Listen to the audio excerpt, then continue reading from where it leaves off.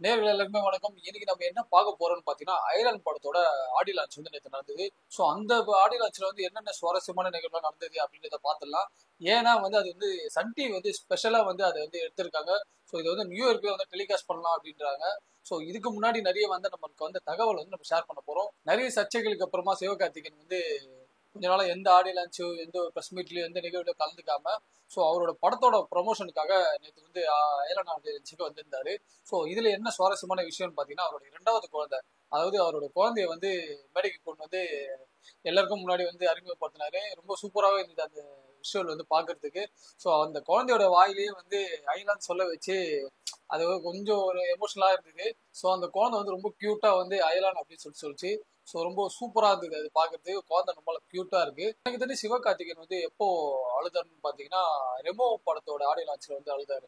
அதாவது என்னை வந்து வளர விடாம தடுக்கிறாங்க, என்னோட வளர்ச்சியை தடுக்கிறாங்க, இந்த படத்தை ரிலீஸ் பண்ண விடாம தடுக்கிறாங்க அப்படின்னு சொல்லிட்டு கொஞ்சம் எமோஷனலாவே ரொம்ப பாதிச்சு அதுக்கப்புறமா வந்து அந்த எமோஷனலான ஸ்பீச் கொடுத்து கண்ணும் கலங்கிட்டாரு. ஸோ இதுலயும் கிட்டத்தட்ட அதே மாதிரி தான், அதே சூழ்நிலை, அதே மனநிலை என்னன்னு தெரியல. ஸோ சிவகார்த்திகேயன் வந்து சின்ன சின்ன விஷயத்த வந்து ரொம்ப சூப்பரா சொல்லியிருந்தாரு. சேம் டைம் வந்து அந்த வீடியோ ஃபுல்லா வந்து அவர் ஸ்பீச் ஃபுல்லாவே வந்து ஒரு எமோஷனலாவே இருந்தது. அதாவது எமோஷனலா எல்லாரையும் கனெக்ட் பண்றதுக்கு ட்ரை பண்ணாரா. ஸோ அவருக்கு வந்து ரொம்ப வழியில அடிபட்டு இருக்காரா அப்படின்ற மாதிரி தெரியல. ஸோ நேற்று நடந்த விஷயத்துல சிவகார்த்திகேயனோட பேச்சு வந்து நல்லா சூப்பராகவே இருந்தது. அதுல முக்கியமான விஷயம் என்னன்னு பாத்தீங்கன்னா, ஹேட்டர்ஸ்க்கு நான் எதுவும் சொல்ல விரும்பல, அவங்களுக்கு பதில் கூட சொல்லக்கூடாதுன்னு நினைக்கிறேன் அப்படின்னு சொல்லிட்டு சிவகார்த்திகேயன் சொல்லியிருந்தாரு. அதாவது அவரை பத்தி ஒரு தப்பு தப்பான விஷயங்கள்லாம் வரும்போது நிறைய பேர் வந்து அவர் வந்து ட்ரோல் பண்ணியிருந்தாங்க, நிறைய பேர் வந்து அவர் விமர்சிச்சு நிறைய வீடியோக்கெல்லாம் போட்டிருந்தாங்க. ஸோ இதுல ரொம்ப மனம் உடைஞ்சு போனதுனால தான் அவர் வந்து இந்த மாதிரி சொல்லியிருக்காருன்னு நினைக்கலாம். ஏன்னா அது ரொம்ப பாதிக்கப்பட்டிருக்காரு.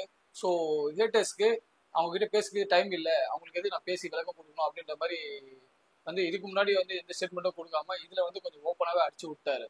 மாமா பத்தி சொல்லியிருந்தாரு. அதாவது சின்ன வயசுல இருந்து அவர் தான் என்ன வந்து வளர்த்தாரு, அவரை தான் வந்து இந்த ஸ்டேஜுக்கு வந்து நிக்கிறேன் அப்படின்ற மாதிரி கொஞ்சம் எமோஷனலா கனெக்ட் பண்ணாரு. ஸோ கடைசி கட்டத்துல என்னன்னா, அதாவது எனக்கு அதாவது அழுதுட்டேன், கிட்டத்தட்ட வந்து அழுதுட்டாரு. ஸோ அதை வந்து வெளியே காமிச்சிக்காம நான் எமோஷனல் ஆக மாட்டேன் அப்படின்ற மாதிரி அப்படி ஒரு ஸ்டாப் ஒன்று கொடுத்தாரு. ஸோ பாக்குறவங்களுக்கு அது வந்து கொஞ்சம் எமோஷனலாவே இருந்தது அந்த மொமெண்ட்னு சொல்லலாம். நெக்ஸ்ட் வந்து அட்லியை வந்து உள்ள இழுத்து போட்ட ரூபன் வந்து எவ்வளவு ஃபுட்டேஜ் எடுத்தாலும் எத்தனை மணி நேரம் எடுத்தாலும் அதாவது 3 மணி நேரத்துல கட் பண்ணி சூப்பரா கொடுத்துருவாரு.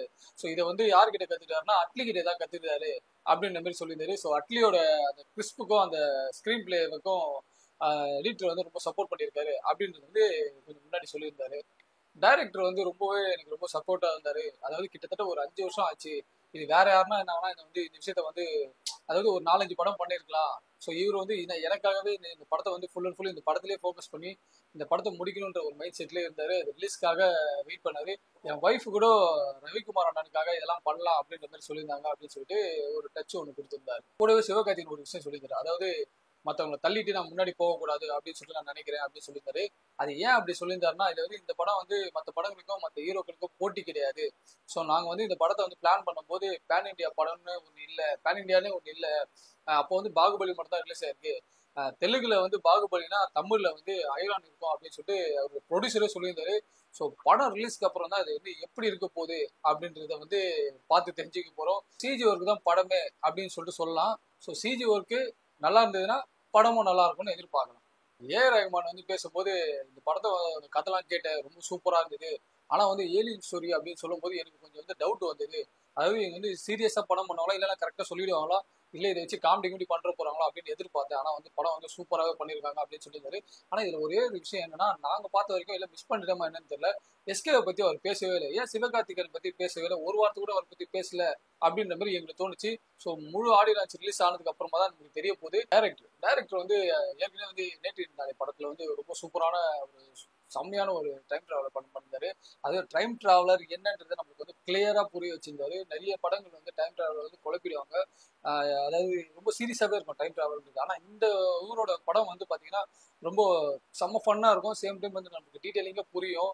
ஸோ ரொம்ப என்டர்டைனான படம் வந்து கிட்டத்தட்ட வந்து இந்த படத்துக்காக வந்து ஒரு 5 வருஷமா வந்து அவர் வந்து நிறைய எஃபர்ட் போட்டிருக்காரு.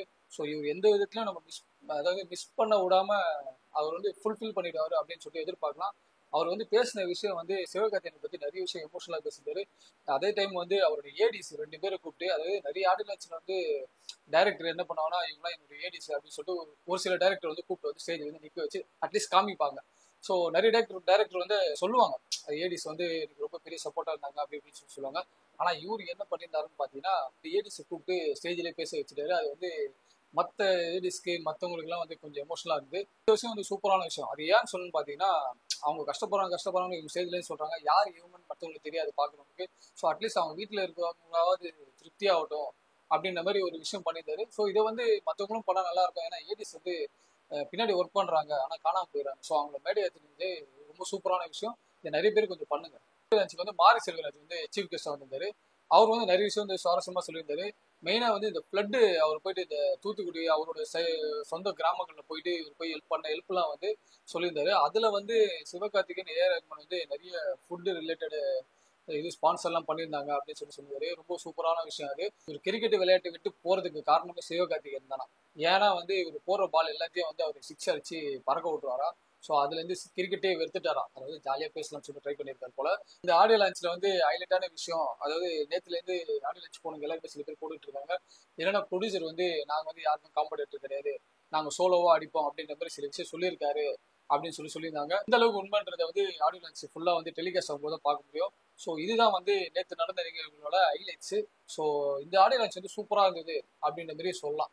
ஸோ டெலிகாஸ்ட் அப்போ பார்த்து தெரிஞ்சுக்கிங்க. இவ்வளோ நேரம் இந்த வீடியோ பார்த்து எல்லாருக்குமே ரொம்ப நன்றி. இந்த சேனலை சப்ஸ்கிரைப் பண்ணாதீங்க, மறக்காம சப்ஸ்கிரைப் பண்ணிடுங்க.